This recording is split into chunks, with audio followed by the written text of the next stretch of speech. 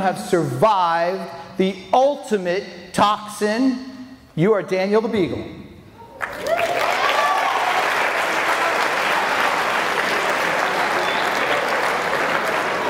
I'm a third-degree black belt.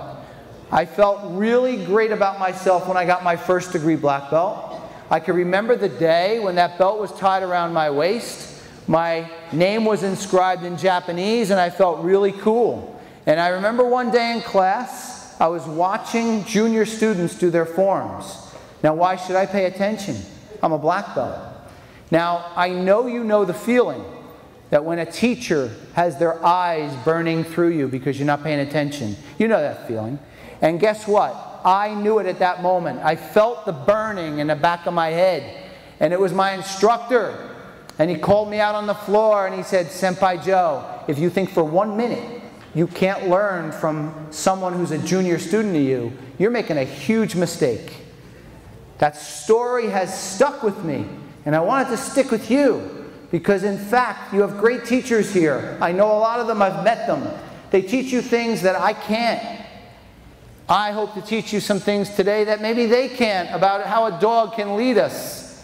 And I know one day, if it's not today, it'll be tomorrow, you'll be teaching me and many other people. We should have an attitude of learning from one another. And Daniel won this award 2 years ago. It's called Hero Dog. He was one of 8 category winners.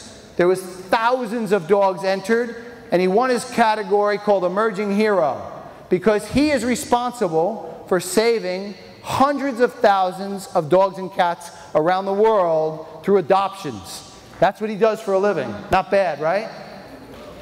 Now, hey, he wants to hear that. Yes. That's a true story. Gabe was a military dog. Gabe was responsible for saving more lives in Iraq than any other dog in history. He's a bomb-sniffing dog. He has an incredible talent. The other is Soot.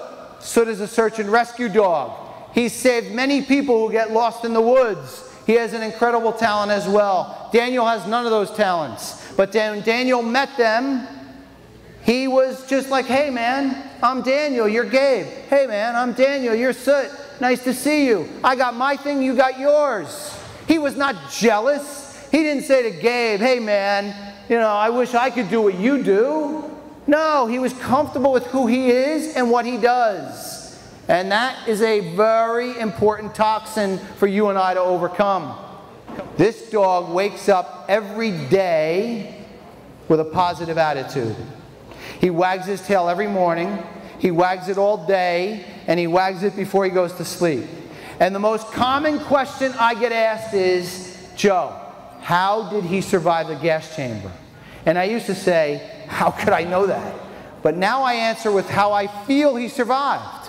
And we know it's true. When somebody has a difficulty in their life and they can get a positive attitude, guess what? It gets better. That's how I believe he survived. He was meant to live, and he survived it with a great attitude. And if we take that great attitude, the future and success are not a toxin, not something to fear, but something good.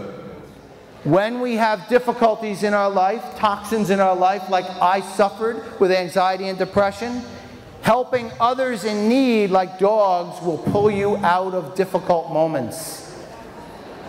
I would love to hear you say, if you agree, that I will knock out toxins. Let me hear it one time.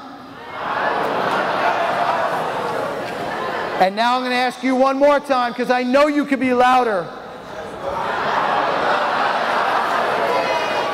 Thank you very much. You've been awesome.